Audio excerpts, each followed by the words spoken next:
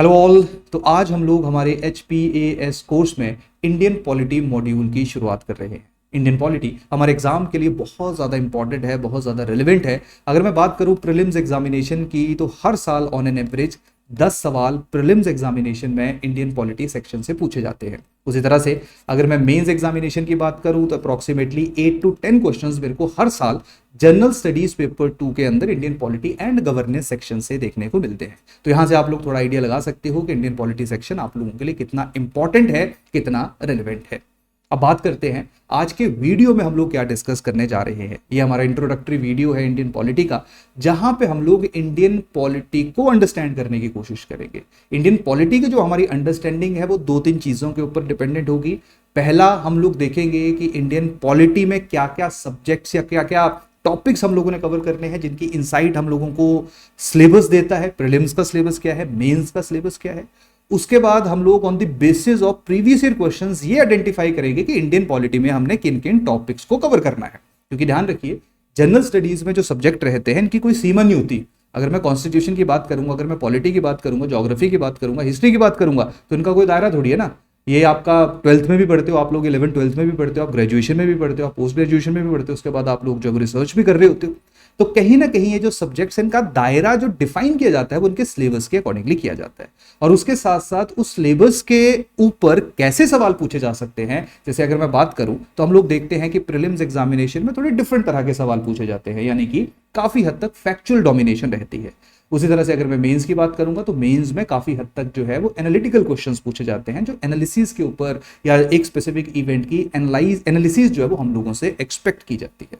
तो यही कारण है सिलेबस सेम है, लेकिन प्री और मेंस में नेचर ऑफ क्वेश्चंस जो है वो काफी डिफरेंट है। तो यही कारण है हमारी जो स्ट्रैटेजी है वो लेयर्स में होती है कि सिलेबस देखा, उसके बाद हमने जैसे मेंस के सिलेबस की मैं बात करूंगा तो आज तक जितने सवाल पूछे गए हैं मेंस एग्जामिनेशन में वो सिलेबस में से ही पूछे गए हैं। क्लियर? तो सिलेबस एक बहुत इंपॉर्टेंट रोल अदा करता है हिमाचल प्रदेश के अंदर, स्पेशली इन मेंस एग्जामिनेशन।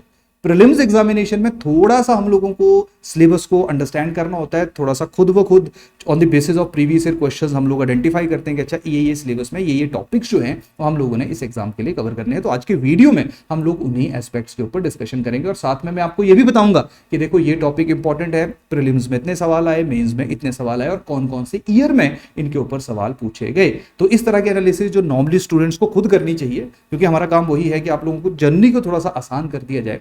तो यही कारण है हम लोग जो है वो आप लोगों के साथ इस फर्स्ट वीडियो में इस चीज को डिस्कस करेंगे।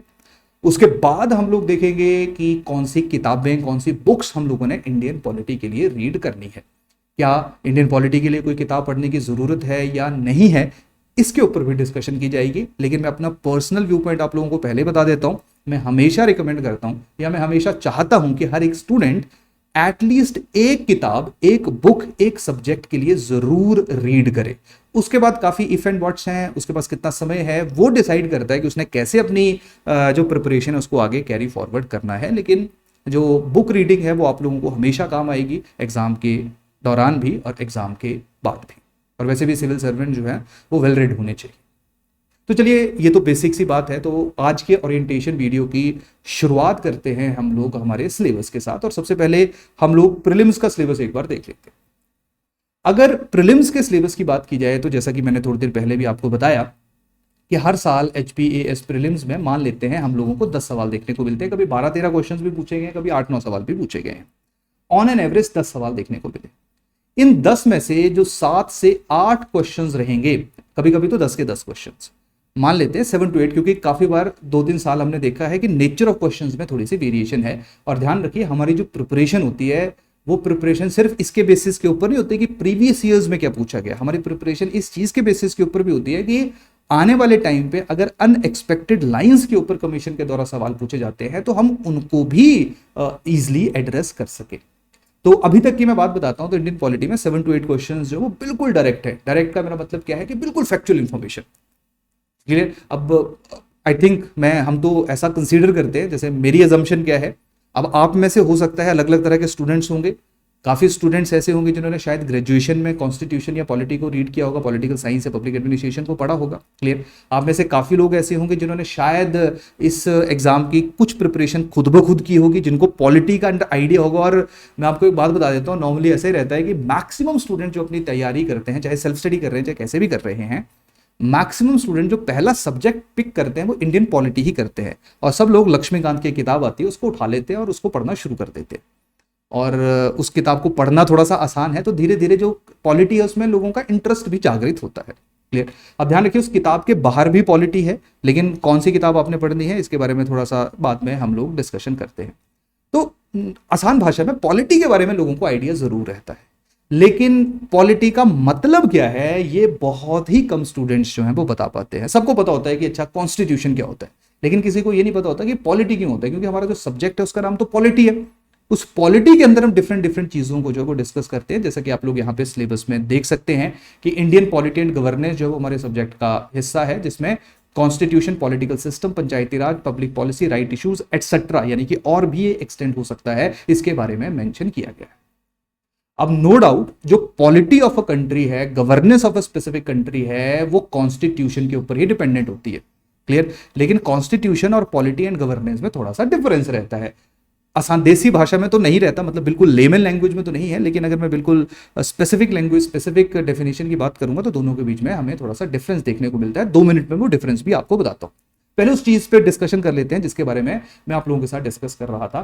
वो डिस्कशन थी हमारी कि हर साल 10 सवाल मान लो प्रीलिम्स में पॉलिटी से आ रहे हैं, 7-8 सवाल जो है वो बिल्कुल फैक्चुअल है। यानी कि ये बताइए लैंग्वेजेस जो है वो कौन से शेड्यूल में है, ये बताइए जो प्रेसिडेंट रूल है वो कौन से आर्टिकल के अंदर लगता है, प्रेसिडेंट की इंपीचमेंट कौन से आर्टिकल के अंदर होती है, जो राइट टू एजुकेशन है उसको फंडामेंटल राइट कौन सी कॉन्स्टिट्यूशनल अमेंडमेंट के थ्रू बनाया गया, कौन से संवैधानिक संशोधन के बाद बनाया गया। क्लियर। जो बलवंत राय मेहता कमेटी है वो किस चीज से रिलेटेड है, किस चीज से एसोसिएटेड है। तो इस तरह के जो फैक्चुअल इंफॉर्मेशंस हैं, क्वेश्चंस हैं, वो मेजॉरिटी ऑफ क्वेश्चंस जो है वो हमें पॉलिटी में डोमिनेट होते हुए देखने को मिलते हैं। लेकिन इसके साथ साथ 2 से 3 सवाल जरूर ऐसे रहते हैं जो ऑल्टरनेट ईयर्स पे देखा गया है, हर साल तो नहीं देखा गया। 2-3 सवाल फिर भी ऐसे रहते हैं जो थोड़े से आप लोगों से एक्सपेक्ट करते हैं कि आपको फैक्ट्स के अलावा एक्स्ट्रा इंफॉर्मेशन के बारे में भी पता होना चाहिए। तो हमारा जो काम है वो इन 7-8 क्वेश्चंस के साथ साथ इन 2-3 क्वेश्चंस को करना भी है। इसका मैं रीजन बता देता हूं। वैसे नॉर्मली एक वाइज चॉइस ही होती है कि अगर कम मेहनत करके 8 क्वेश्चन हो सकते हैं तो 2 क्वेश्चंस, और 2 क्वेश्चंस करने के लिए भी अगर उतने मेहनत की आवश्यकता है तो चुपचाप जो 8 क्वेश्चंस कम मेहनत करके हो जा रहे हैं उनके ऊपर अपना ध्यान केंद्रित करो। लेकिन मैं आपको बता रहा हूं कि क्यों हम सारे के सारे क्वेश्चंस के ऊपर अपना फोकस रखेंगे। इसका सबसे बड़ा और सबसे मैं ऐसा कहूं कि सबसे इंपॉर्टेंट फैक्टर ये है कि पॉलिटी जो है वो एक ऐसा सब्जेक्ट है जिसके मैक्सिमम क्वेश्चंस डुएबल होते हैं। डुएबल का मतलब है कि जो पढ़ाया जाता है या जिन बच्चों ने अच्छी तैयारी की होती है वो मैक्सिमम क्वेश्चंस को कर लेते हैं। और मैक्सिमम क्वेश्चन का मेरा मतलब है कि लोग जो है वो 9 तक, मतलब 10 में से कभी 10 के 10 भी कर लेते हैं सही, 8 या 9 क्वेश्चन जो है वो एक अच्छी तैयारी वाले बच्चा जो है उसको करेक्ट कर देता है। तो पहली बात यह है कि आप लोगों से भी एक्सपेक्टेड है कि आप लोग भी पॉलिटी में जितने क्वेश्चंस पूछे गए हैं उनमें से मैक्सिमम क्वेश्चंस को प्रॉपरली एड्रेस करो। नो डाउट एग्जाम का नेचर कभी भी चेंज हो सकता है। और दूसरी बात यह भी है कि पॉलिटी एक ऐसा सब्जेक्ट है, ये जितना आसान है ये उतना ही मुश्किल है। ये मैं क्यों कह रहा हूं, क्योंकि पॉलिटी के ऊपर अगर फैक्चुअल इंफॉर्मेशन है, आर्टिकल्स उनको याद करना अगर आसान है तो पॉलिटिकल इश्यूज को एनालाइज करना उतना ज्यादा कॉम्प्लेक्स है। और मैं आपको एक आपको हिमाचल की ही बात बताता हूं। कमीशन के द्वारा 2016 में जो है वो उस टाइम पे सिलेबस को चेंज कर दिया गया। जो HPAS 2016 हुआ था वहां पे नए सिलेबस को इंट्रोड्यूस किया गया था, जहां पे जनरल स्टडीज के 3 पेपर कर दिए गए थे, GS1, 2 एंड 3। तो हुआ गया उस स्पेसिफिक टाइम पे 2016 से लेके अभी तक 4 पेपर हो चुके हैं, 16, 17, 18, 19। क्लियर। 4 पेपर जो है वो हो चुके हैं। अब ये मत कहना कि सर 20 का भी हुआ है। 20 की अभी नोटिफिकेशन आई है जो 21 में होगा। तो नोटिफिकेशन जिस ईयर की आती है हम उसके अकॉर्डिंगली ही डिस्कस करते हैं कि अभी लास्ट पेपर आपका 2019 का हुआ है। तो 4 पेपर हुए हैं। तो एक चीज कंसिस्टेंटली देखी गई है कि जनरल स्टडीज पेपर 1 जिसमें हिस्ट्री, ज्योग्राफी वगैरह आते हैं उसमें भी बच्चों के अच्छे नंबर हैं। जनरल स्टडीज पेपर 3 जिसमें इकोनॉमी वगैरह आता है उसमें भी बच्चों के अच्छे नंबर हैं। लेकिन जनरल स्टडीज पेपर 2 जहां पे पॉलिटी एंड गवर्नेंस आता है वहां पे बच्चों के बहुत ही कम नंबर है। मैं आपको डिफरेंस बताता हूं। एक बच्चे के 112 नंबर है जनरल स्टडीज पेपर 3 में। अच्छा बच्चा है, NIT से पढ़ा हुआ है, बहुत अच्छी पोटेंशियल है, मे बी आपको नेक्स्ट ईयर जो है वो सिलेक्ट होता हुआ देखने को मिले। क्लियर। लेकिन उसके जनरल स्टडीज पेपर 2 में जो है वो सिर्फ 70 नंबर है, 70 मार्क्स है। तो आप लोग स्टार्क डिफरेंस देख लीजिए, एक जगह 112 114 नंबर आ रहे हैं GS 3 में, और GS 2 में जो है 70 मार्क्स आ रहे हैं। तो बहुत ज़्यादा डिफरेंस है। तो जिसको आप आसान समझते हो, कभी कभी वो चीज़ भी कॉम्प्लिकेटेड होती है। ये जैसे जैसे हम आगे बढ़ेंगे वैसे वैसे आप लोगों को आइडिया लगेगा। मेरा सिंपल सा कहने का मतलब यही था कि पॉलिटी सिर्फ प्री के लिए नहीं पढ़ी जाती, पॉलिटी मेंस के लिए भी पढ़ी जाती है। तो यही कारण है हम लोग हर एक इशू को, क्योंकि हमारा कोर्स भी कॉम्प्रिहेंसिव है प्री एंड मेंस का, हर एक इशू को वैसे ही अप्रोच करेंगे कि प्री में तो आएगा तो कर ही लेंगे, मेंस में भी अगर आए तब भी हम उसको ईजिली अप्रोच कर लें। क्लियर? क्योंकि हिमाचल की मैं बात करूंगा तो यहाँ पे प्री और मेंस की स्ट्रेटेजी में थोड़ा क्या ज्यादा ही डिफरेंस। तो पहली बात क्लियर। तो मैं आपको यही बता रहा था कि जो 2-3 सवाल हैं जो एनालिटिकल हैं वो हम इसलिए फोकस करेंगे क्योंकि ये हम लोगों के मेंस एग्जामिनेशन में जरूर हेल्प करेंगे। हम ऐसा कहूं कि जो मेंस एग्जामिनेशन का इंफॉर्मेशन है, नॉलेज है, वो कहीं ना कहीं 2-3 सवालों को करने में हमारी हेल्प करेगा। तो हमारा टारगेट यही रहना चाहिए, क्योंकि इंडियन पॉलिटी का नेचर ही ऐसा है। और हम एग्जाम की जब भी प्रिपरेशन करते हैं, हम बड़े पहलुओं को जो है वो उनके ऊपर ध्यान देते हैं कि कौन से सब्जेक्ट को किस तरह से फोकस करना है, किसके ऊपर ज़्यादा फोकस करना है, कहाँ से ज़्यादा नंबर आने चाहिए, कहाँ से किस सब्जेक्ट के या किस सेक्शन को जो है वो थोड़ा सा कम हम लोगों ने प्रिपेयर करना है। तो ये पूरी स्ट्रैटेजी बनती है, क्योंकि 100 में से 100 सवाल तो आप वैसे भी नहीं कर पाओगे। और ध्यान रखिए कट ऑफ कितनी चली जाती है। अगर आपके 50 या 51 क्वेश्चन भी सही हैं, जैसे इस बार 100 के आसपास कट ऑफ गई है, आई थिंक 100.5 कट ऑफ गई है। क्लियर? तो ऑन एन एवरेज चलो मान भी लेते हैं, अगर आपने 60 क्वेश्चन भी सही कर दिए, 2-4-5 क्वेश्चन गलत कर दिए, तब भी आप लोग जो थ्रू हो सकते हो।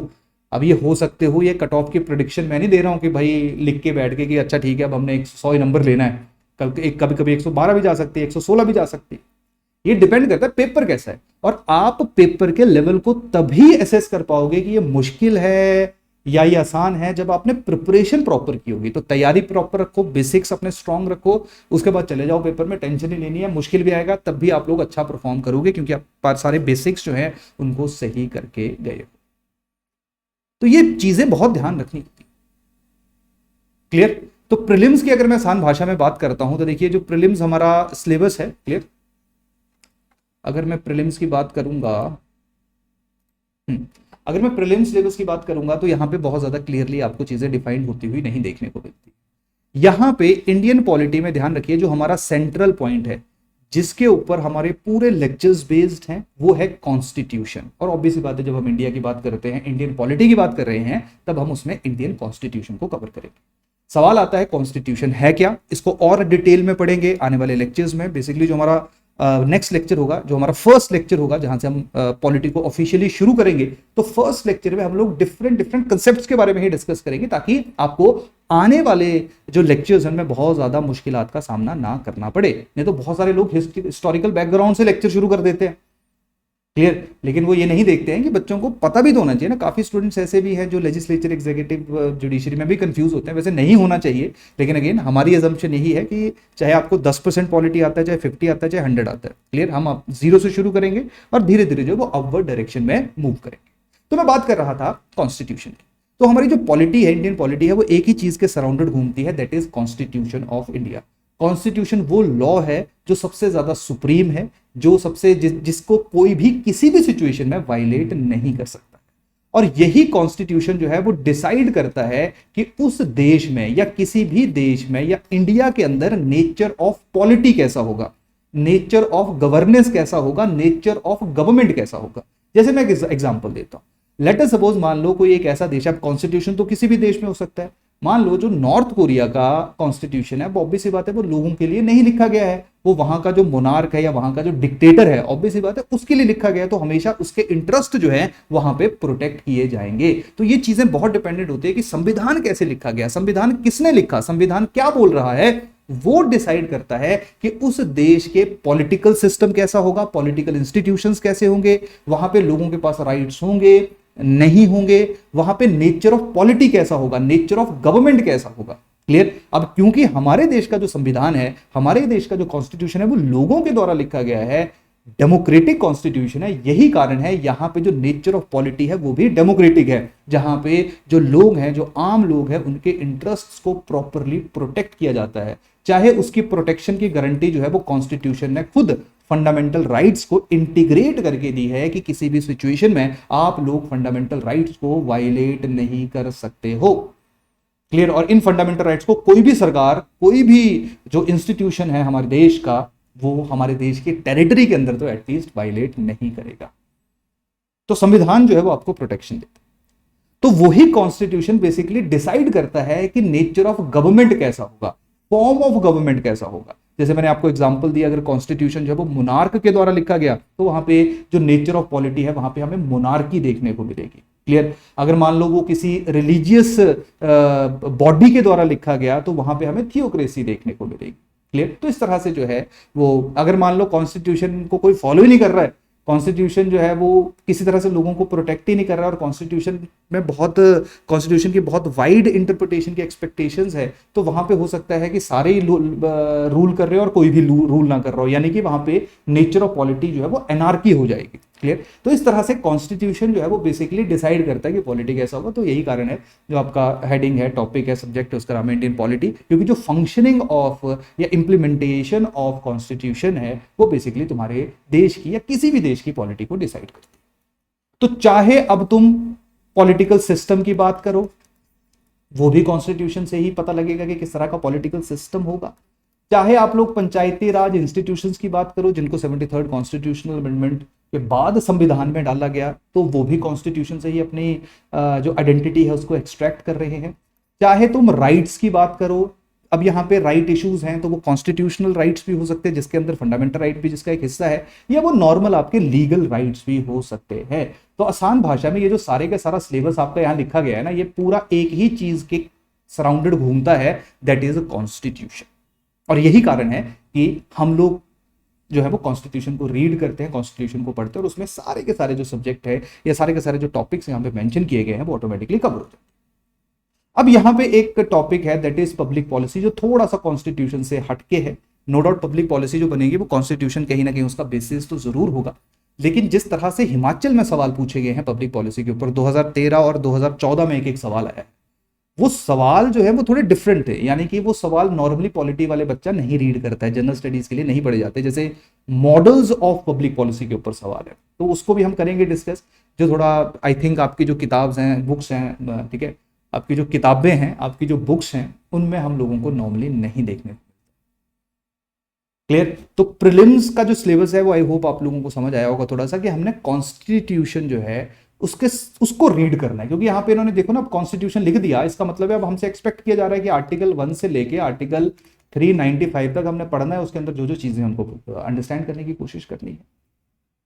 क्लियर। अब इसके अंदर कौन कौन से टॉपिक्स रहेंगे ये हमने एनालाइज किया है on the basis of previous year questions, और प्रीवियस ईयर क्वेश्चंस के बेसिस के ऊपर कुछ हमने 15-20 टॉपिक्स आइडेंटिफाई किए हैं। उन टॉपिक्स को अभी थोड़ी देर में मैं आप लोगों के साथ डिस्कस करूंगा, ये बता के कि इस टॉपिक के ऊपर इस साल में इतने इतने सवाल पूछे गए। ये प्रोसेस ऐसी है जो हर एक स्टूडेंट को खुद ब खुद करनी पड़ेगी। चाहे देखो यार कोचिंग वगैरह ठीक है, जरूरी है, नहीं है, that is different matter of discussion, हर बच्चा डिफरेंट होता है। हमारे साथ ऐसे लोग भी हैं जिन्होंने कोचिंग के बिना ही एग्जाम क्लियर किया है, सिर्फ हमने उनको या तो टेस्ट सीरीज में थे या नॉर्मल गाइडेंस दे दी है, उसके कारण वो हमारा थोड़ा रिगार्ड करते हैं। काफी लोग ऐसे हैं जिन्होंने प्रॉपर कोचिंग की है, उन्होंने एग्जाम क्लियर किया है। तो हर तरह का बच्चा जो है एग्जाम क्लियर कर सकता है, बस आपको अपने आप को आइडेंटिफाई करना है कि आप कैसे हो, आपको खुद की जो पोटेंशियल है, आपकी जो खुद की स्ट्रेंथ्स हैं, उनको आइडेंटिफाई करना है। और अगर आप सेल्फ स्टडी कर सकते हो तो आपको सेल्फ स्टडी ही करनी चाहिए। अगर आपको लगता है कि कोचिंग की आवश्यकता है तो कोचिंग ही करनी चाहिए। Clear, done. अब कोचिंग के भी बड़े साइड इफेक्ट है, बहुत नेगेटिव चीज़ें हैं कि कोचिंग में फीस बहुत है, शहर को मूव करना पड़ता है। तो आई थिंक ऑनलाइन ने थोड़ी सी वो चीज़ें जो आप लोगों के लिए सही करती हैं। डन। वैसे हर चीज़ का अपना फायदा होता है, हर चीज़ का अपना नुकसान होता है। मैं ऐसे नहीं कहूँगा कि ऑनलाइन ही बहुत ही बढ़िया, ऑफलाइन अच्छा नहीं है, ऑफलाइन भी अच्छा है। आज तक सिलेक्शन जो आई है वो ऑफलाइन से ही आई है। क्लियर। लेकिन जो लोग ऑफलाइन पढ़ाते थे आजकल वो ऑनलाइन पढ़ा रहे हैं। डन। तो चलो इस चीज़ों के ऊपर ना डिस्कशन करें, वापस आते हैं। तो आई होप आपको जो प्रीलिम्स का सिलेबस है वो यहाँ पे आप लोगों को थोड़ा थोड़ा क्लियर होना शुरू। अब बात करते हैं मेंस के सिलेबस की। अब देखिए, जिस तरह से प्रीलिम्स का सिलेबस जो है वो बहुत अच्छे तरीके से डिफाइन नहीं किया गया है, उसी तरह से जो मेंस का क्वेश्चन है, मतलब ऑन कॉन्ट्ररी जो मेंस का सिलेबस है वो बहुत ही क्लियरली डिफाइन किया गया है। और मेंस की मैं बात करूंगा कि अभी तक, वैसे तो शायद आप लोगों को आइडिया हो, नहीं आइडिया हो तो सुन लो। जैसे अभी तक मैं बात करूंगा तो 2016, 17, 18 और 19 ये 4 साल ऐसे हैं, 4 साल के पेपर ऐसे हैं। 2019 जो पेपर 2020 में हुआ, पोस्ट 2019 के लिए निकली थी, पेपर 20 में कंडक्ट किया गया। उसी तरह से जो 20 वाली पोस्ट है उनके लिए 21 में कंडक्ट किया जा रहा है। इन 4 सालों में नए सिलेबस के अकॉर्डिंगली पेपर हुआ डन। और जो इंडियन पॉलिटी वाला हमारा सेक्शन है ये जनरल स्टडीज पेपर 2 का हिस्सा है। हर जनरल स्टडीज का जो पेपर है, जैसे जनरल स्टडीज के भी 3 पेपर है ना, 1 general study 1, general study 2, general studies 3। तो जनरल स्टडीज 2 का जो हिस्सा है वो इंडियन पॉलिटी एंड गवर्नेंस है। और हर एक जनरल स्टडीज के पेपर में 3 यूनिट है और उन 3 यूनिट के फर्दर 3 सब यूनिट्स हैं, जिनमें तीसरा सब यूनिट हमेशा हिमाचल जीके का। अब ज्यादा कंफ्यूज मत होना, टेंशन मत लो, नहीं समझ आया जिनको आ गया वो बहुत पढ़े। अब मैं बात करता हूं कि जो आपका जनरल स्टडीज पेपर 2 का यूनिट 1 है, उसके जो पहले 2 सब यूनिट हैं, सब यूनिट 1 एंड सब यूनिट 2, जो सब यूनिट 3 है वो हिमाचल का है, जो सब यूनिट 1 एंड सब यूनिट 2 है ये इंडियन पॉलिटी के ऊपर केंद्रित है। जिनमें सबसे पहले जो है, यहां से आप लोग सिलेबस देख सकते हो, सबसे पहले historical underpinning evolution salient features of Indian constitution, उसके बारे में डिस्कस किया जाएगा आसान भाषा में। देखो यार, जब भी कोई एक ऐसा डॉक्यूमेंट बनता है, जैसे अब मैं अपने देश के संविधान की बात करता हूं, इंडिया के कॉन्स्टिट्यूशन की बात करता हूं, तो आप लोगों को प्राउड होना चाहिए, क्योंकि जिन हालातों में हमारा संविधान लिखा गया है, जिस टाइम पे हमारा कॉन्स्टिट्यूशन लिखा गया है, वो टाइम था जब हमारे देश में उतनी ज्यादा भाईचारा नहीं था, उतनी ज्यादा, नो डाउट अंग्रेजों के खिलाफ हम सब लोग मिलके लड़े थे, लेकिन उस टाइम पे भी काफी लोग ऐसे थे, स्पेशली प्रिंसली स्टेट्स ऐसे थे, तो जो हिंदुस्तान के साथ, इंडिया के साथ अपने आप को इंटीग्रेट नहीं करना चाहते थे। काफी जगहों पे on the basis of language, जब हिंदी को थोड़ा डोमिनेट करना शुरू किया, तो साउथ इंडिया वाले जो लोग थे वो उससे प्रभावित हुए, उससे परेशान हुए, और वो कहीं ना कहीं जो है वो अलग करने की डिमांड कर रहे थे। उसी तरह से नॉर्थ ईस्ट में, नागालैंड में भी हम लोगों ने जो इस तरह की मूवमेंट्स देखी। तो आसान भाषा में, हमारा देश जो इतना ज्यादा डाइवर्स है, उसको इकट्ठा अगर किसी डॉक्यूमेंट ने रखा है, क्योंकि जो highest law of the land होगा, और इंडिया के संविधान को अगर आप पढ़ोगे तो आप लोग देखोगे कि बहुत ही ज्यादा एकोमोडेटिव है। 2 शेड्यूल जो है वो सिर्फ ट्राइब्स के, शेड्यूल्ड ट्राइब्स की प्रोटेक्शन के लिए डेडिकेट किए गए। हर एक एस्पेक्ट को बहुत ही बारीकी से, बहुत ही डिटेल से, बहुत ही इंक्लूसिव तरीके से जो है वो हमारे संविधान के अंदर इंटीग्रेट किया गया है। तो इतने साल हो गए हम लोगों को, अब ना 70 ईयर्स के आसपास हो गया है, 70 साल तो हो ही गए हैं पूरे, क्लियर। तो 70 ईयर्स के आसपास हमारे कॉन्स्टिट्यूशन को कमेंस हुए हो चुका है, लागू हुए हो चुका है, और अभी भी हम लोग इकट्ठे हैं और फल फूल रहे हैं, ग्रो कर रहे हैं, डेवलप कर रहे हैं। अच्छी डेवलपिंग कंट्री है हमारी, लोग साथ रह रहे हैं, एजुकेशन बढ़ रही है, हेल्थ सेक्टर अच्छा हो रहा है। तो इसका श्रेय जो है वो आप लोगों को कॉन्स्टिट्यूशन को देना पड़ेगा, क्योंकि कॉन्स्टिट्यूशन ने पूरे देश को एक दूसरे के साथ बांध के रखा। नहीं तो बहुत बुरे हाल है। आप किसी को भी देख लो, अपने पड़ोसियों को देख लो, पाकिस्तान को देख लो, 2 हिस्सों में टूट चुका है संविधान, दो बार लिख चुका है। नेपाल की बात कर लो, बार बार कॉन्स्टिट्यूशन लिखा जा रहा है, वहां पे तो ऐसा लगता है कि हर 10 साल में एक बार कॉन्स्टिट्यूशन लिखना जो है वो वहां पे प्रथा बन चुकी है, क्लियर। अब सही क्या है, गलत क्या है, इस पर मैं कुछ नहीं कहूंगा, लेकिन मैं आपको बता रहा हूं कि हमारा एक ऐसा कॉन्स्टिट्यूशन जो इतने सालों तक रिलेवेंट रहा, और इवन जब लिखा गया था तो बहुत सारे लोग ऐसा कहते थे कि ये चलेगा नहीं ज्यादा टाइम। सबको लगता था कि पाकिस्तान एक स्टेबल कंट्री के रूप में रहेगा, हिंदुस्तान नहीं रहेगा, क्योंकि डाइवर्सिटी बहुत है। तो कहीं ना कहीं बाकी फैक्टर्स भी हैं, हमारे पॉलिटिकल इंस्टीट्यूशंस हैं, पॉलिटिकल विल है, पॉलिटिकल पार्टीज हैं, सभी लोगों को आपको श्रेय देना पड़ेगा, लेकिन उसका जो बाइंडिंग फोर्स थी, जो सबसे बड़ा कानून होता है, वही डिसाइड करता है कि वो देश जो है, वो टेरिटरी जो है वो किस तरह से चलेगी। तो यही कारण है हमारा संविधान जो है उस पर हम सबको गर्व होना चाहिए। और जब हम कॉन्स्टिट्यूशन की बात करते हैं तो कहीं ना कहीं, या किसी भी एक बहुत बड़ी हैपनिंग के ऊपर, उसका कोई ना कोई एक हिस्टोरिकल पास्ट होता है, जहां से वो पीछे से चीजों को सीखता है और अपने अंदर एकोमोडेट करता है, और उसके बाद वो एक बहुत बड़ा इंसान बनता है, या बहुत बड़ी घटना घटित होती है। तो उसी तरह से हमारे संविधान के पीछे का भी एक हिस्टोरिकल बैकग्राउंड है, जहां पे काफी एक्ट्स जो है वो ब्रिटिश पार्लियामेंट के द्वारा पास किए गए, जिसमें जो हमारा बेसिकली ऑफिशियली फर्स्ट टॉपिक ही रहता है डिस्कशन का, जिसको हम लोग सेकंड लेक्चर से शुरू करेंगे, that is historical underpinning, historical developments, जहां पे हम लोग देखेंगे कि किस तरह से हमारा संविधान जो है उसके ऊपर 1773 में एक रेगुलेटिंग एक्ट पास हुआ था। उसके बाद ब्रिटिश गवर्नमेंट के द्वारा मल्टीपल एक्ट्स पास किए गए, जिनमें सबसे इंपॉर्टेंट एक्ट था गवर्नमेंट ऑफ इंडिया एक्ट 1935। तो हम उनको एसेस करेंगे। अब ना एक चीज ध्यान रखना, जो हमारे स्टार्टिंग के पॉलिटी के लेक्चर्स होंगे वो मैं चलो बाद में भी आपको बताऊंगा, उन लेक्चर्स पे हिस्टोरिकल इंपैक्ट जरूर होगा, यानी कि आपको हिस्ट्री का थोड़ा सा पता होना चाहिए, लेकिन उनका जो नेचर है वो पॉलिटी का होगा। यानी कि जब मैं गवर्नमेंट ऑफ इंडिया एक्ट 1935 को पॉलिटी में पढ़ूंगा तो मेरा जो मेन ध्यान रहता है वो रहता है कि पॉलिटिकल डेवलपमेंट्स क्या क्या हुई, यानी कि हमारा जो आज का संविधान है उसके ऊपर क्या क्या जो इम्पैक्ट है वो हम लोगों को गवर्नमेंट ऑफ इंडिया 1935 से देखने को मिलते हैं। जब मैं हिस्ट्री में गवर्नमेंट ऑफ इंडिया 1935 को देखता हूं तो मैं इंपैक्ट देखता हूं कि अच्छा उस टाइम पीरियड के ऊपर, या वो जो 1935 में जब एक्ट आया उसके बाद हमारी हिस्ट्री पे हमारा जो फ्रीडम स्ट्रगल मूवमेंट थी उसके ऊपर गवर्नमेंट ऑफ इंडिया 1935 का क्या इंपैक्ट पड़ा। तो यहां पे थोड़ा सा जो है वो हिस्ट्री की रेफरेंस भी हम लोग यूज करेंगे। तो जिन्होंने हिस्ट्री पढ़ी होगी उनके लिए बहुत ही आसान टॉपिक रहेगा, जिन्होंने नहीं पढ़ी होगी वो टेंशन मत लीजिए, क्योंकि हम यही एज्यूम करके चलेंगे कि आपको कुछ भी नहीं आता है। उसके बाद हम लोग देखेंगे कि हमारा संविधान कैसे इवॉल्व हुआ, क्या क्या उसके फीचर्स हैं। अब इनके बारे में मैं तभी बता पाऊंगा जब आप लोगों को थोड़ा सा हम लोग पॉलिटी में कुछ 4-5 लेक्चर कर लेंगे, उसके बाद इन सारे इस इश्यूज के ऊपर डिस्कशन करेंगे। साथ में हम लोग देखेंगे फंडामेंटल राइट्स के बारे में, क्लियर, डीपीएसपीस के बारे में, फंडामेंटल ड्यूटीज के बारे में, अमेंडमेंट प्रोसीजर्स के बारे में, बेसिक स्ट्रक्चर के बारे में। तो यहां पे देख लीजिए सिलेबस डायरेक्टली लिखा हुआ है। जैसे सेलियंट फीचर्स में प्रियम्बल भी आपका आता है, इसमें मल्टीपल एस्पेक्ट्स आते हैं, उनको भी डिस्कशन करेंगे हम लोग। बेसिक स्ट्रक्चर के ऊपर डायरेक्टली हमें मेंस का क्वेश्चन जो है वो देखने को मिला है। उसके बाद ये तो पहला आ गया जहां पे कॉन्स्टिट्यूशन में फंडामेंटल ड्यूटीज तक हम लोग डिस्कस करेंगे। उसका सेकंड सब पार्ट जो है उसमें पार्लियामेंट है, स्टेट लेजिस्लेचर है, आसान भाषा में लोकसभा राज्यसभा है जिसको पार्लियामेंट का नाम दिया गया, और उसके बाद आपकी लेजिस्लेटिव असेंबलीज हैं जिसमें लेजिस्लेटिव असेंबली है या लेजिस्लेटिव काउंसिल है जिसको स्टेट लेजिस्लेचर का नाम दिया गया, और आसान भाषा में विधानसभा एंड विधान परिषद। क्योंकि काफी बच्चे हमसे ऐसे भी जुड़े हैं जो हिंदी मीडियम के हैं और कहीं ना कहीं हमें थोड़ा बुरा भी लगता है कि हम नहीं कुछ कर पाते हैं क्लियर, क्योंकि नोट्स नहीं डेवलप हो पा रहे हैं। इंग्लिश में बहुत लोग हैं, हम भी वही हैं, उन्हीं में से कोशिश तो कर रहे हैं, लेकिन चलिए हो सकता है होपफुली उनके लिए भी कुछ किया जाए टाइम के साथ साथ। पर वापस आइए, तो सबसे बड़ी बात यहाँ पे है कि स्टेट लेजिस्लेचर, यूनियन लेजिस्लेचर यानी कि पार्लियामेंट जो स्टेट लेजिस्लेचर है, उसके साथ यूनियन एग्जीक्यूटिव जिसमें president, vice president, prime minister, clear, ये सारे के सारे पार्ट हैं, उनके बारे में डिस्कशन किया जाएगा। स्टेट एग्जीक्यूटिव के बारे में डिस्कशन किया जाएगा। नेक्स्ट जो सबसे इंपॉर्टेंट हमारा है दैट इज जुडिशरी। जुडिशरी की मैं बात करूं तो यहाँ पे सुप्रीम कोर्ट, हाई कोर्ट और जो हमारे सबऑर्डिनेट कोर्ट्स हैं उनके बारे में डिस्कशन रहेगी, उनकी फंक्शनिंग क्या है। अब क्योंकि मेंस का सिलेबस है, मेंस के सिलेबस का हिस्सा है, तो यहाँ पे हमें इश्यूज डिस्कस करने पड़ेंगे कि जुडिशरी जो है वो किस किस तरह के चैलेंजेस फेस कर रही है, जुडिशरी के क्या क्या फंक्शंस हैं, क्या जुरिस्डिक्शंस हैं, सुप्रीम कोर्ट की, हाई कोर्ट की, सबऑर्डिनेट कोर्ट्स की, इन सारे के सारे पहलुओं के ऊपर विचार विमर्श किया जाएगा। अब ध्यान रखना मेंस और प्रीलिम्स की प्रिपरेशन इंटीग्रेटेड है, और आपको इंटीग्रेटेड ही करनी चाहिए, क्योंकि जो फंडामेंटल राइट्स के आर्टिकल्स आप प्री के लिए मेनली पढ़ते हो वो आपको मेंस में भी हेल्प करते हैं।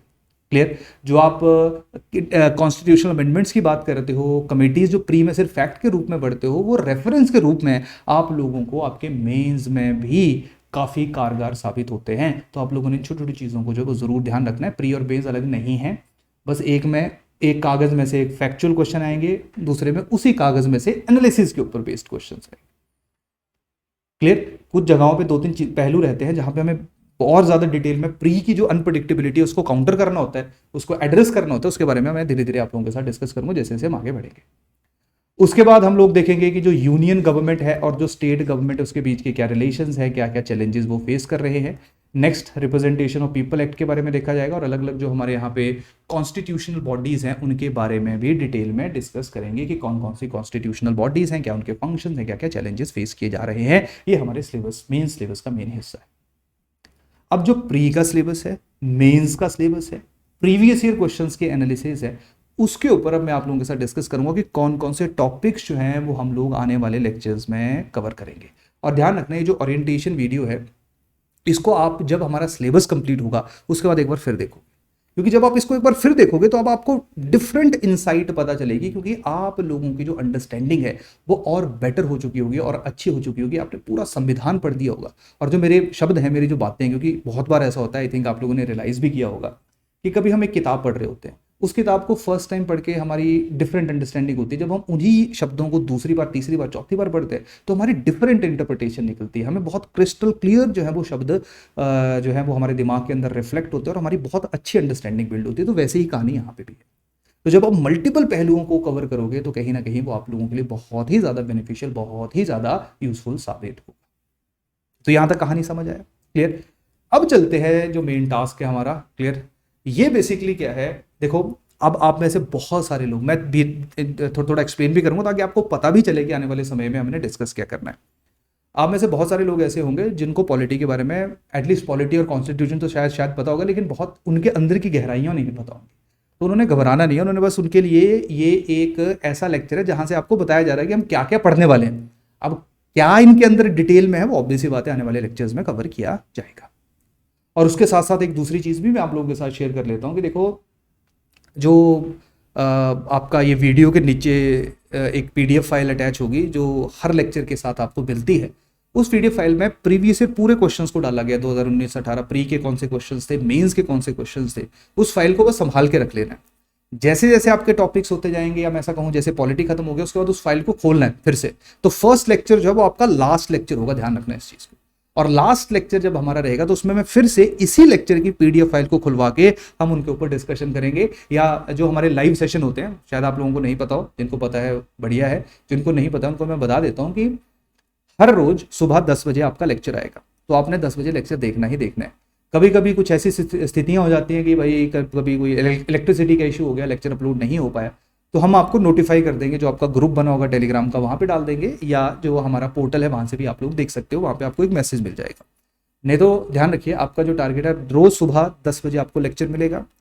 उस लेक्चर को आप 10 से 11, साढ़े 11, 12, 2 घंटे, 1.5 घंटे जितने का भी होगा आप उस लेक्चर को देखोगे।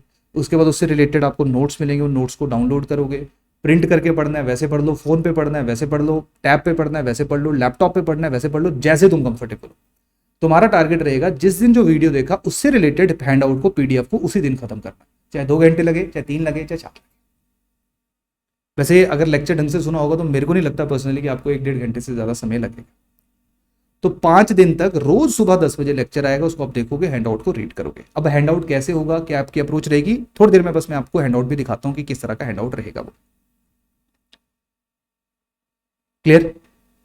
उसके बाद वीकेंड्स पे सैटरडे और संडे, वो मेनली संडेज को हम देखते हैं क्योंकि काफी लोग सैटरडे को वर्किंग रहते हैं तो वो सेशन में नहीं आ पाते। तो संडे को हमारा लाइव सेशन होता है सबका, मतलब मैं हूं, आप लोगों को, जो आपके बैच के बच्चे हैं, तो हम लोग एक डिस्कशन करते हैं। एकेडमिक डाउट्स तो ज़्यादा नहीं होते हैं क्योंकि वो तो चलो आप पोर्टल वगैरह पे भी पूछ लेते हो, जो पोर्टल आपको मिलेगा वहाँ पे भी आप कमेंट करके पूछ सकते हो। आपके पर्सनल डाउट्स बहुत होते हैं कि अच्छा मेरे को प्रॉब्लम आ रही है, मेरे को ये टॉपिक नहीं समझ आया, मेरे को पता नहीं लग रहा है मैं क्या करूँ, मैं कैसे रिवाइज करूँ, एक्सेट्रा एक्सेट्रा, करंट अफेयर्स का क्या करूँ। तो जो पर्सनल डाउट्स है वो वीकली सेशंस हमने इसलिए रखे हैं कि ताकि हम सारे बात कर सकें। और बहुत बार हमने देखा है कि जो आपका डाउट है वो 10 लोगों का और का डाउट होता है, तो उससे सबका फायदा होता है, मतलब आपका भी और उन 10 लोगों का भी। और काफ़ी लोग हिमाचल में है ना, क्योंकि मेरे को भी पता है, मैं भी वहीं से ही हूँ, तो हमें पता है कि हम बहुत ज़्यादा वो नहीं होता कि बहुत इंट्रोवर्ट होते हैं, ठीक है, बहुत ज़्यादा ओपन नहीं होते इसलिए। तो ऐसे लोग भी जो ओपन नहीं होते इसलिए उनके लिए भी सही है। पहली बात है ओपन होना पड़ेगा आपको, वो हम खुद ही करवा देंगे ताकि आप लोग एक दूसरे को भी जानो। पीयर टू पीयर इंटरेक्शन जो है आप लोगों की वो बहुत ही ज़्यादा आवश्यक है, वो आप लोगों को ज़रूर करनी चाहिए ताकि आपको पता चले ना, मोटिवेशन भी मिलती है कभी कभी। क्लियर। तो ये मैं जो आपको बता रहा था कि जैसे ही वीडियो ये आप देखोगे, इसके नीचे आपको पूरी पीडीएफ फाइल है जिसमें सारे क्वेश्चंस हैं, उनको हम लास्ट में फिर से कवर करेंगे ताकि एटलीस्ट हमें आइडिया लग जाए कि अच्छा हिमाचल का जो अभी तक का नेचर है उसको हमने कंफर्म कर लिया। और साथ में जो लेक्चर हैं उनको वैसे डिजाइन किया गया है कि अगर कोई अनप्रडिक्टेबल क्वेश्चन भी आएगा तो उसको भी हम लोग टैकल कर सकें। तो चलिए बात करते हैं, वापस आ जाइए। अब देखो जो सबसे पहला टॉपिक रहेगा, पहले तो हम कंसेप्ट डिस्कस करेंगे, फिर हम लोग जाएंगे हिस्टोरिकल बैकग्राउंड के ऊपर, जिसके बारे में मैंने आपको अभी थोड़ी देर पहले भी बताया। तो हिस्टोरिकल बैकग्राउंड की अगर बात करें तो प्रीलिम्स एग्जामिनेशन 2018 में एक इसके ऊपर सवाल पूछा गया था, मेंस में अभी तक कोई क्वेश्चन नहीं आया है। अब देखो यार, मेंस क्योंकि अभी तक 4 बार ही नए पैटर्न के ऊपर हुआ है, तो यही कारण है मेंस के बारे में हमें बहुत ज्यादा आइडिया लगाना अभी थोड़ा सा मुश्किल रहेगा कि ये बताएंगे अच्छा इन टॉपिक्स के ऊपर आया है तो अगली बार भी इन्हीं के ऊपर आएगा।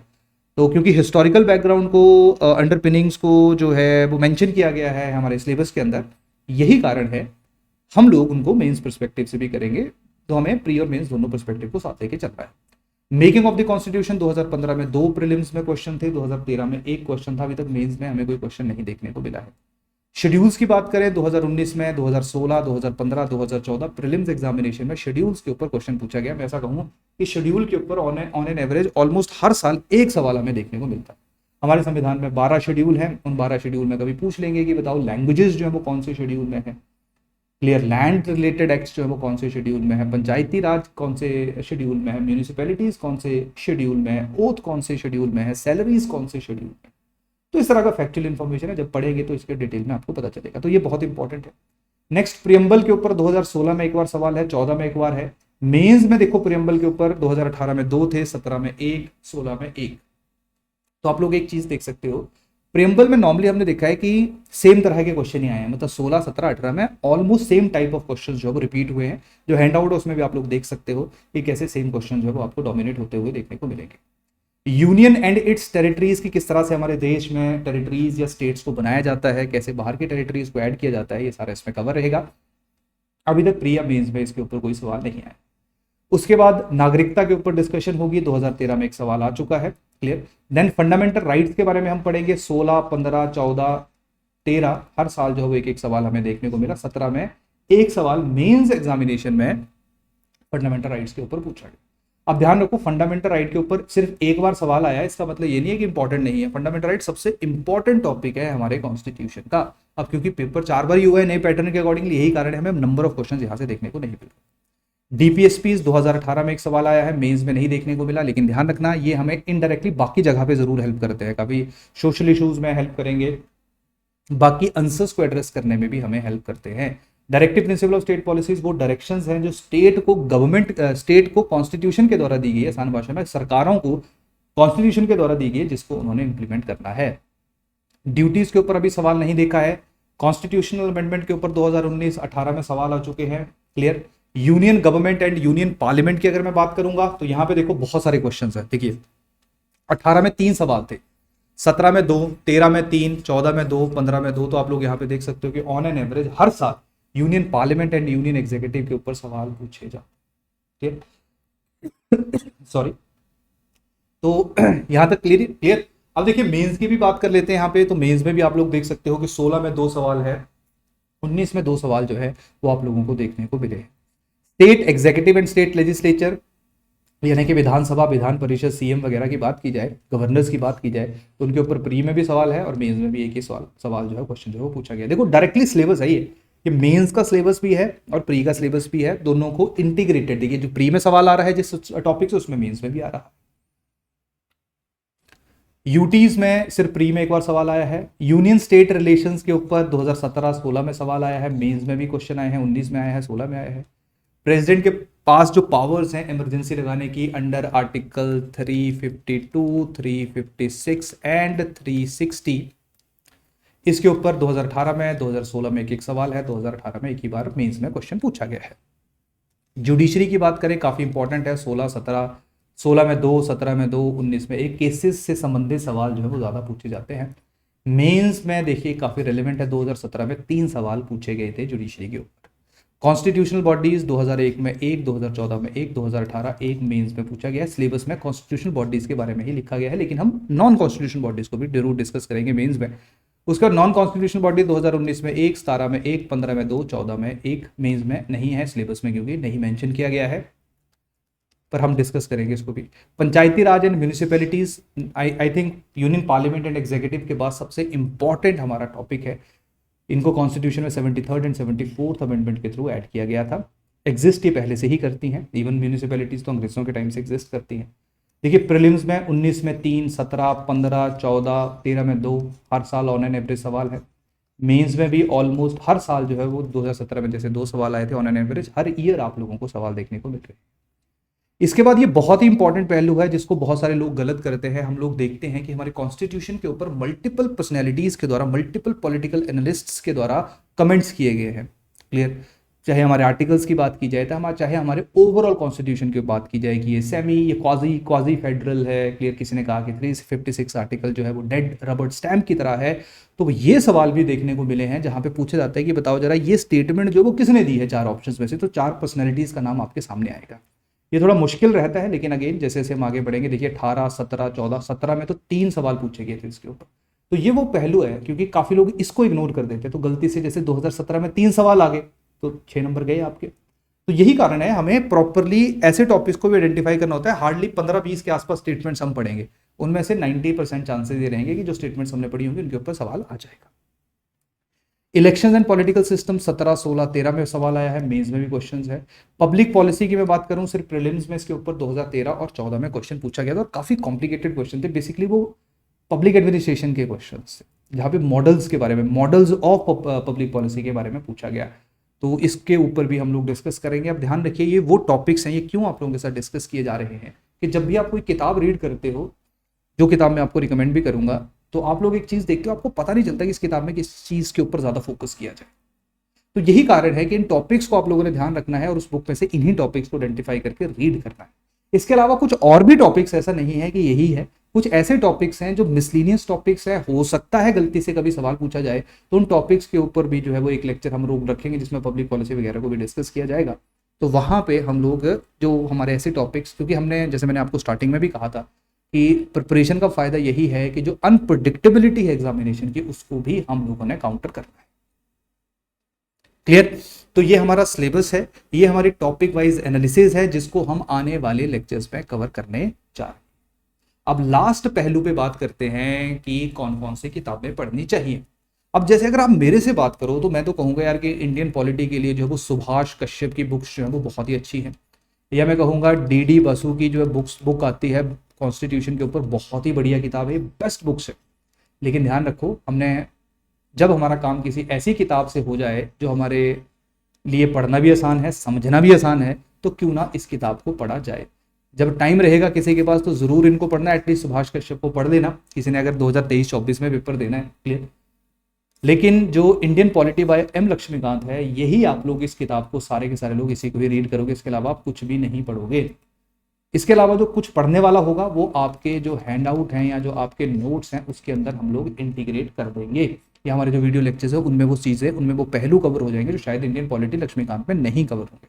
वैसे मैं आपको एक बात बताता हूँ, मैक्सिमम सिलेबस, मैक्सिमम क्वेश्चन जो है यहीं से पूछे जाते हैं, चाहे प्री की बात करूँ चाहे मेंस की बात करूँ। और जिस बच्चे ने इस किताब को अच्छे तरीके से पढ़ा है वो मात नहीं खाएगा, अच्छे तरीके से पढ़ा है, पढ़ा नहीं है वो मायने रखता है। क्योंकि इसको क्लेम तो बहुत बच्चे करते हैं कि सर हमने तो पढ़ लिया, लेकिन जब पॉलिटी के क्वेश्चन दिए जाते हैं, थोड़े सोचने वाले क्वेश्चन दिए जाते हैं, तब गलती कर जाते हैं। क्लियर? तो ये Indian polity by M Laxmikanth आप लोग पढ़ोगे। उन लोगों के ऊपर भी मैं आ रहा हूं जो कहेंगे कि सर हमारे पास जॉब है, हमारे पास 4-5 घंटे से ज्यादा समय नहीं निकल पाएगा, उनके ऊपर थोड़ी देर में आ रहा हूं। जो दूसरी चीज आपने पॉलिटी में हमेशा ध्यान रखनी है, दैट इज करंट अफेयर्स। तो करंट अफेयर्स प्री के लिए तो मैं आपको पर्सनली एडवाइस नहीं करूंगा, प्री के लिए कहीं भी हजारों वेबसाइट्स हैं, हमारी भी एक वेबसाइट है civilstaffhimachal.com, वहां पे प्री के करंट अफेयर्स डलते हैं। अगर आप किसी और वेबसाइट को पढ़ते हो, जीके टुडे को पढ़ते हो, इनसाइट को पढ़ते हो, जिसको भी पढ़ते हो आप उसको पढ़ते रहो, जिसमें आप कंफर्टेबल हो। मेन होना चाहिए कि कोई भी वेबसाइट तुम्हारे साथ रिलेट करे, कि तुम्हें उसको समझ आ जाए। तो जो भी वेबसाइट में तुम कंफर्टेबल हो, प्री तो वहां से कर लो। मेंस के लिए हमेशा हिंदू, इंडियन एक्सप्रेस, ट्रिब्यून, इनके एडिटोरियल्स जो हैं वो जरूर रीड करो। इनके एडिटोरियल्स अगर आप पढ़ोगे तो आपका जो मेंस का पर्सपेक्टिव है वो भी बढ़ेगा और आपका एक ओपिनियन जागृत होगा जो आपके एग्जाम के लिए बहुत ज्यादा इंपॉर्टेंट है। तो ध्यान रखिए, तीनों न्यूज़पेपर नहीं पढ़ने, सिर्फ एक न्यूज़पेपर पढ़ना। इनमें से कोई भी पढ़ लो, जो भी तुम्हें अच्छा लगे, एक्सप्रेस पढ़ लो, हिंदू पढ़ लो, जो भी पढ़ लो।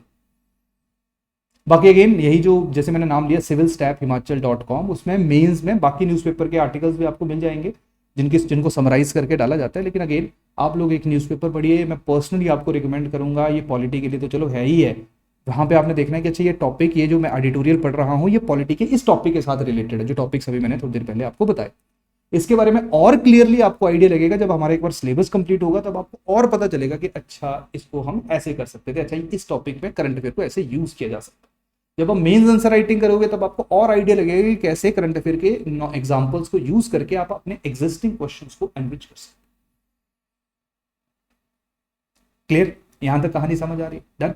तो ये हमारे करंट अफेयर्स इंपॉर्टेंट है, पर ध्यान रखिए आप लोगों ने 1 घंटे से ज्यादा या 1.5 घंटे से ज्यादा करंट अफेयर पे नहीं लगाना है। अनटिल और अनलेस आपके पास दिन में 14-15 घंटे नहीं है पढ़ने के लिए, तो 1-1.5 घंटा मैक्सिमम लगाओ, एनर्जी वेस्ट मत करो। वही 1-1.5 घंटा धीरे धीरे आपकी न्यूज़पेपर की अंडरस्टैंडिंग को और बेटर कर देगा। न्यूज़पेपर डे 1 से समझ नहीं आता। न्यूज़पेपर अगर मैं आपको कहूँ, रियलिटी बताऊँ मैं आपको, प्रॉपरली आपको तब समझ आएगा जब आपका ये हिस्ट्री, पॉलिटी, इकोनॉमी, या मैं ऐसा कहूँ जब आपका सिलेबस कंप्लीट होगा 100% तब समझ आना शुरू होगा। लेकिन तब तक का वेट मत करिए कि सिलेबस खत्म किया फिर करंट अफेयर पढ़ने शुरू किए, साथ साथ पढ़ते जाइए। मुश्किल होगी, चाहे एक एडिटोरियल पढ़िए दिन में, 2 पढ़िए, 3 पढ़िए, लेकिन जरूर पढ़िए। आधा घंटा प्री पे लगाइए, 1 घंटा मेंस में 1 या 2 एडिटोरियल्स पे लगाइए। आई थिंक आधे घंटे में 1 एडिटोरियल पढ़ा जा सकता है, बहुत ज्यादा मुश्किल नहीं आएगी। उससे आपकी भाषा भी अच्छी होगी, आपको पता चलेगा कि कैसे इंट्रोड्यूस किया गया है एडिटोरियल को, कैसे कंक्लूड किया गया है, उसकी रिफ्लेक्शन आपके आंसर्स में भी देखने को मिलेगी।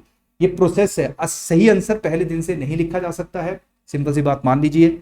आंसर राइटिंग बहुत लेट सीखी जाती है, लेकिन आप लोग लिखना शुरू करिए, जितना भी आपको जो है वो आता है आप लिखिए। क्लियर, ताकि बाद में आप लोग सीख सको कि अच्छा अब इसमें लिखना क्या। क्योंकि बहुत सारी चीजें देखी जाती है कि काफी लोगों की जो सेंटेंस है उनमें लिंकेज नहीं होती, ग्रामेटिकल एरर होते हैं, काफी चीजें देखी जाती है। तो एटलीस्ट वो वाली गलतियां 6-7 महीने के बाद ना हो। इन बेसिक चीजों पे काम करो, आंसर राइटिंग आपकी होगी तो बाद में ही, ये चीज तो ध्यान रखो। लेकिन लिखना शुरू करोगे तो आप लोगों के लिए कहीं ना कहीं बेटर रहेगा। अब ये तो चलिए एक छोटा सा इंट्रोडक्शन हो गया, एक छोटा सा ओवरव्यू हो गया। अब बात करते हैं जो जॉब वाले स्टूडेंट्स हैं, जॉब वाले बच्चे। अब जो जॉब में इन्वॉल्व है, जिनके पास 3 से 4 घंटे का ही डेली समय है, तो उन लोगों को तो मैं पर्सनली यही एडवाइस करूंगा, सिर्फ नोट्स पढ़िए। अगर छुट्टियां वगैरह रहती हैं सैटरडे संडे की, उस दिन एक बार बुक की रीडिंग कर लीजिए। नोट्स आपका काम जो है वो काफ़ी हद तक कर देंगे, क्योंकि नोट्स में ऑलमोस्ट सारी चीज़ें इंटीग्रेटेड है। बस वो हम पर्सनली चाहते हैं कि आप बुक पढ़िए, क्योंकि किताब में खुद बोलती हैं, किताब में खुद बताती हैं आप लोगों को। वैसे लक्ष्मीकांत को काफ़ी लोग क्रिटिसाइज करते हैं कि कुंजी है, लेकिन अगर कुंजी से भी हमारा काम हो रहा है तो हमें घबराना नहीं चाहिए। जहाँ से हमें समझा दे कोई किताब, ऑब्जेक्टिव तो यही है ना, चाहे मैं जितना बड़ा स्कॉलर हूँ, मैं आपको समझा ही ना पाऊँ तो मेरा पढ़ाने का या आपके पढ़ने का मेरे से क्या फायदा। तो अल्टीमेट ऑब्जेक्टिव क्या होता है कि हमें चीजें समझ आ जाए और हमारी एग्जाम की जो नीड है उसको कैटर कर दे। तो कहीं ना कहीं हमें नॉलेज तो लेना ही लेना है, लेकिन उसके साथ साथ हमें थोड़ा अपने बारे में भी सोचना है, एग्जाम के बारे में भी सोचना है, थोड़ा एनर्जी कम लगानी है। एक किताब को 10 बार पढ़ लो, वो ज्यादा बेटर है इंस्टेड ऑफ रीडिंग 10 बुक्स, क्योंकि 10 किताबें अलग अलग पढ़ोगे तो याद ही नहीं रहेगा। तो ये चीजें ध्यान रखनी है, ये चीजें starting to end. I hope आप लोगों को थोड़ा आइडिया लगा है कि पॉलिटी में हम क्या करने जा रहे हैं और आपकी क्या अप्रोच रहनी चाहिए। अब मैं आप लोगों को जो हमारे हैंड आउट है वो एक बार जो है वो शेयर कर देता हूँ। क्लियर, हैंड आउट के बारे में आपको दिखा देता हूँ कि हैंड आउट को आपने कैसे रीड करना है।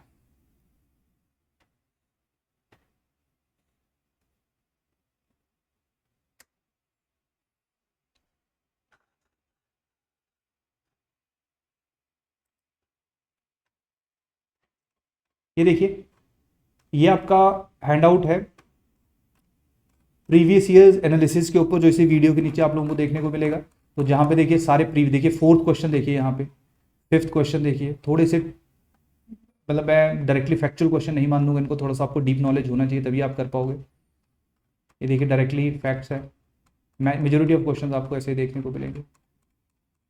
ठीक है, देखिए ये स्टेटमेंट बेस्ड क्वेश्चन है। फर्स्ट क्वेश्चन है, who said that the constituent assembly was a one party body in the assembly was the Congress and the Congress was India.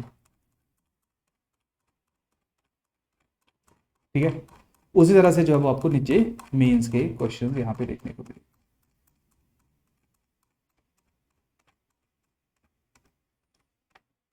ये देखिए, चाहे 20 नंबर का सवाल है, 8 नंबर का सवाल है, इसको सारा आप जो है वो वहां से डाउनलोड कर सकते हो।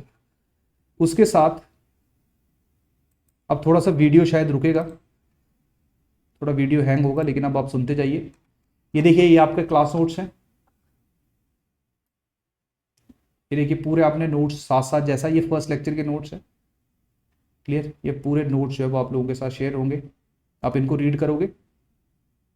और उसके साथ साथ देखिए टुवर्ड द एंड